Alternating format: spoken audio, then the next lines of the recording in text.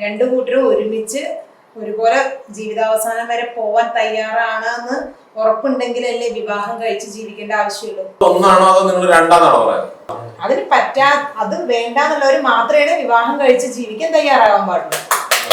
പരസ്പരം യോജിച്ചു പോവാൻ പറ്റുന്നില്ലെങ്കിൽ മാന്യമായി വേർപിരിയാലോ.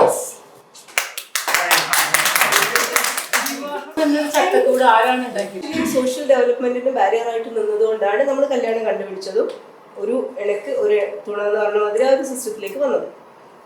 മറ്റേത് സോഷ്യൽ ഡെവലപ്മെന്റിന്റെ ഒരു സൊസൈറ്റി എന്നുള്ള രീതിയിൽ നമ്മൾ മനുഷ്യന്മാർ ജീവിക്കുമ്പോൾ അത് വേറെ കുറെ കൂടുതൽ പ്രശ്നങ്ങൾ ഉണ്ടാക്കുന്നത് കൊണ്ട് ഒരു പ്രോപ്പർ മാരേജിൽ അവരവരുടെ കുട്ടികൾ അങ്ങനെ ഒരു സിസ്റ്റത്തിൽ വരുമ്പോൾ അതൊരു കംപ്ലീറ്റ് സൊസൈറ്റി ആയിട്ട് വരും. അവിടെ കുറെ ഈ വക ഇഷ്യൂസ് രണ്ടു ഭാഗങ്ങളിലും ഉണ്ടായിട്ടില്ല. വിവാഹ ബന്ധങ്ങളിലെ ഇഷ്യൂസ് ഉണ്ടാവില്ല എന്ന് ആരും പറഞ്ഞിട്ടില്ല. അത് നേരത്തെ അവർ പറഞ്ഞ മാതിരി വിവാഹ ബന്ധങ്ങളിൽ ഇഷ്യൂസ് ഉണ്ടാകുമ്പോൾ നമുക്ക് ഡീൽ ചെയ്യാൻ പറ്റാത്തതാണെങ്കിൽ അത് അവിടെ വെച്ച് മാന്യമായിട്ട് അവസാനിപ്പിക്കാം.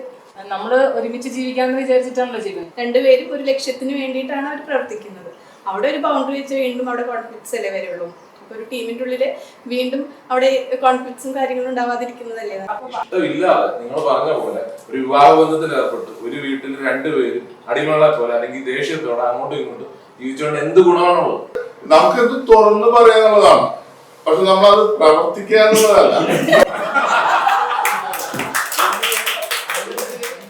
ഞാൻ പറഞ്ഞത് സാധാരണ ജനങ്ങൾക്ക് ഇത് പറ്റില്ല. പൊതുജനത്തിന് 90% ആൾക്കാരും ഈ കൺട്രോളിൽ ഇന്ന് നടക്കത്തില്ല. അവര് വേറെ പെണ്ണുങ്ങളെ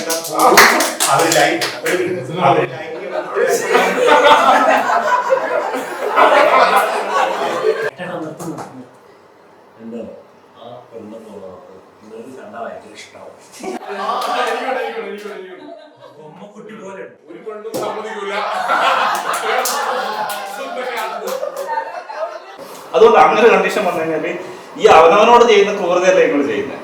നമ്മള് ഒരു ഇഷ്ടം വന്നു, ഇഷ്ടം നമ്മൾ ആർത്തിട്ട് കേൾക്കുന്നില്ല. അവിടെ എന്താണോ ഉള്ളത് അത് ആസ്വദിക്കും. ഞാനൊരു റോസാപ്പൂന്തോട്ടത്തിൽ പോയിട്ട് മുല്ലപ്പൂവിന്റെ മണം പ്രതീക്ഷിക്കുന്നില്ല. എന്റെ ഭാര്യയിൽ നിന്ന് കിട്ടുന്നത് ഞാൻ ആസ്വദിക്കുക. എല്ലാം കൂടെ ഒരാളിൽ നിന്ന് ഒരിക്കലും കിട്ടില്ല, അത് ഉറപ്പാണ്.